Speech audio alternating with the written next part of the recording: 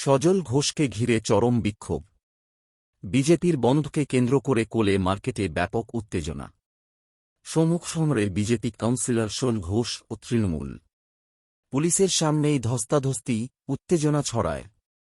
একদিকে হাতজোট করে বন্ধে সামিল হওয়ার আহ্বান জানাতে দেখা যায় বিজেপি কাউন্সিলরকে, অন্যদিকে তাঁকে ঘিরে বিক্ষোভ দেখায় একাংশ।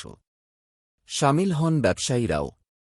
ওষুধের দোকান বন্ধ করতে বলা কোন ধরনের রাজনীতি বলে বিক্ষোভ থেকে আওয়াজ তোলেন কেউ কেউ।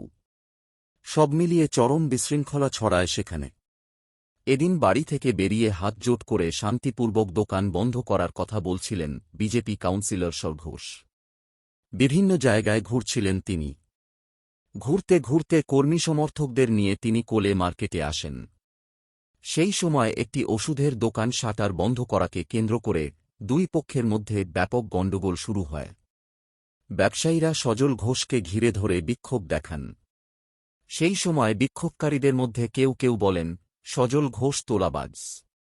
যে মানুষ ওষুধের দোকান বন্ধ করে সে সমাজের বিরোধী। প্রসঙ্গত, বিজেপি কাউন্সিলর জোরজবরদস্তি করে ওষুধের দোকান বন্ধ করছিলেন বলে অভিযোগ।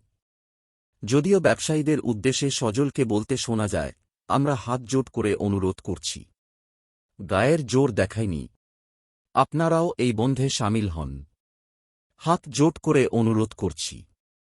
ঘটনাকে কেন্দ্র করে চরম উত্তেজনা ছড়ায়। সেই সময় নিরাপত্তারক্ষীরা তাঁকে ঘিরে রাখেন। মুচিপাড়া থানার পুলিশও তাঁকে বের করে আনার চেষ্টা করেন।